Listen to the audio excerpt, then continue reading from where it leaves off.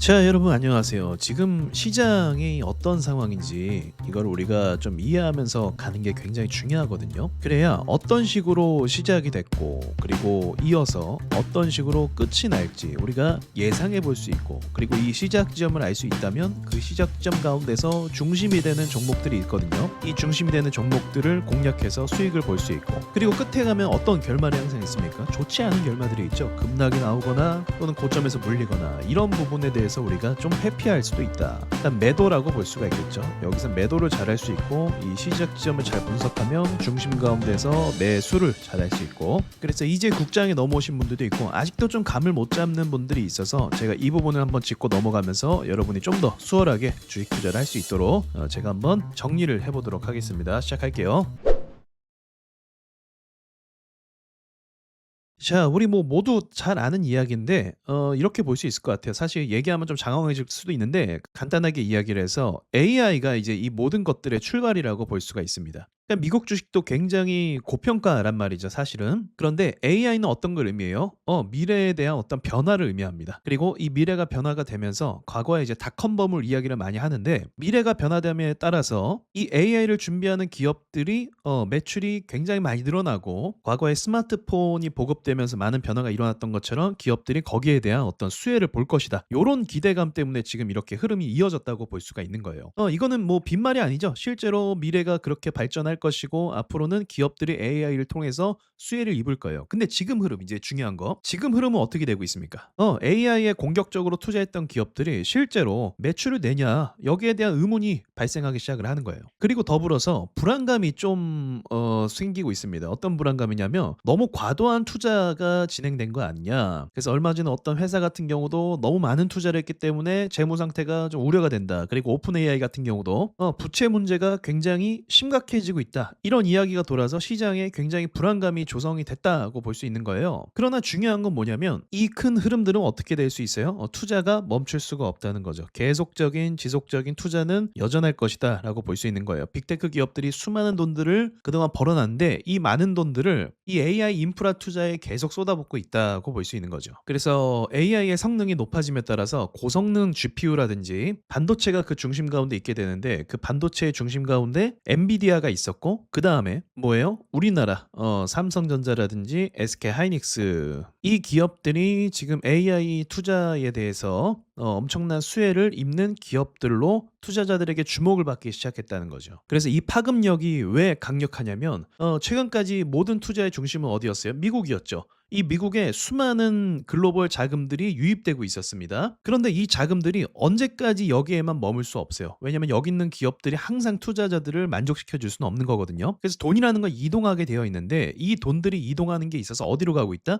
반도체 관련 회사로 가고 있고, 이 반도체 돈들이 곧 우리나라 주요 기업들 주도주라고 볼 수 있는 거죠. 이 종목에 지금 돈들이 쏟아지고 있다라고 볼 수 있는 거예요. 미국 시장에 들어왔던 돈들의 규모가 굉장히 큽니다. 규모가 상당히 커요. 그래서 지금도 여전히 삼성전자나 하이닉스가 크게 오른 건 맞지만 꼭 오른다라는 전제를 빼고서라도 지금 시장에 이 미국에 있는 돈들이 덜 들어왔다 볼 수가 있어요. 왜 덜 들어왔다고 볼 수가 있냐? 첫 번째는 환율 때문입니다. 환율이 불안하잖아요. 그렇죠? 우리나라 돈으로 바꾸고 투자하기에는 우리나라 돈의 그 변동성이 굉장히 크단 말이에요. 심지어 환율이 약세로 가니까 내가 환전해서 들어와서 한국 주식을 사면 그냥 가만히 있어도 환율 때문에 손해가 발생하는 거예요. 그러니까 이해되시죠? 이건 몇 번 말씀드렸죠.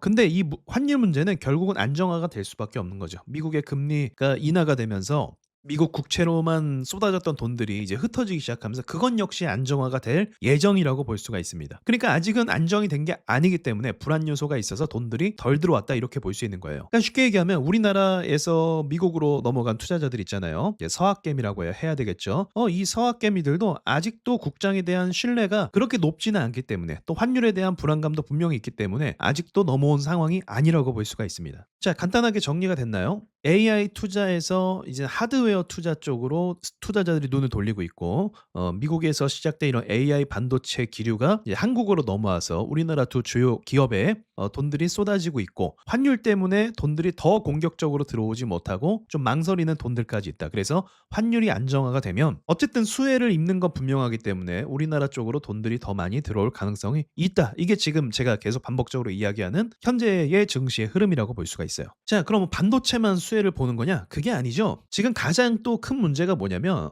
제가 얼마 전에 얘기했던 전기예요, 전기. 전력이 부족합니다. 그러니까 AI를 돌리는 데 있어서 이제 성능도 높아지고 반도체 기술도 높아졌는데 중요한 건 전기가 일로 들어와야 AI가 연산을 하고 뭔가를 할 수 있다는 거예요. 근데 미국의 전력망이 굉장히 노후가 된 상태고 이 전력망이 전체적으로 다시 설비가 되어야 되는 상황입니다. 그리고 전기가 부족하다 보니까 앞으로는 AI가 기술이 성능이 더 높아질 거 아니에요? 그럼 전기를 더 많이 먹는단 말이죠. 더 큰 전기가 필요해요. 그래서 이제 이어서 필요한 게 무엇입니까? 당장은 전력이 부족하기 때문에 태양광 그리고 ESS 이쪽으로 주목을 받을 가능성이 있는 거죠. 그러니까 반도체도 분명히 필요한 거고 전기도 부족해서 필요한 건데 이 전기를 끌어다 쓸 수 있는 게 당장은 이쪽이다라고 볼 수 있는 거고 그리고 머지않은 장기적인 미래엔 또 뭐가 필요한 거예요? 이걸 넘어서 그 다음에는 이제 원전이다라고 이야기할 수 있는 거죠. 그러니까 원전도 빠르게 공사가 들어가야 되는 거고 빠르게 수주를 만들어내야 되는 상황에 놓여져 있는 거죠. 이건 피할 수가 없는 거예요.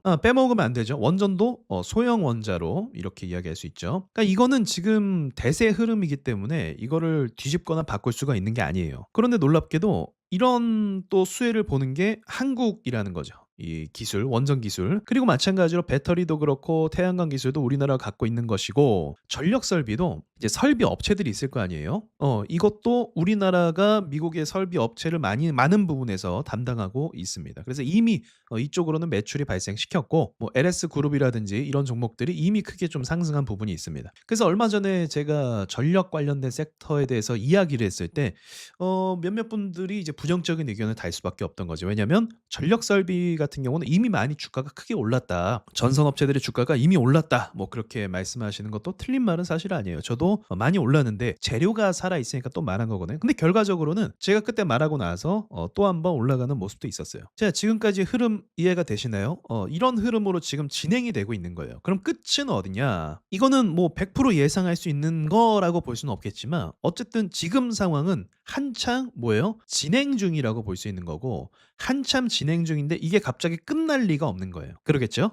계속적으로 기업들이 일을 하고 있고 주문이 들어오고 있고 그 주문을 처리하는 과정 가운데 있습니다. 그래서 끝이라고 말하는 건 사실 상당히 애매한 거고 투자 관점에서 여러 가지 끝물 신호가 있겠죠. 그건 뭐냐면 이제 누구나 다 아는 이야기가 됐을 때 제가 지금 이렇게 설명했잖아요. 이 설명을 누구나 다 한다. 만약에 밥 먹으러 갔는데 식당 옆에서 누구나 다 이 얘기를 하고 있다.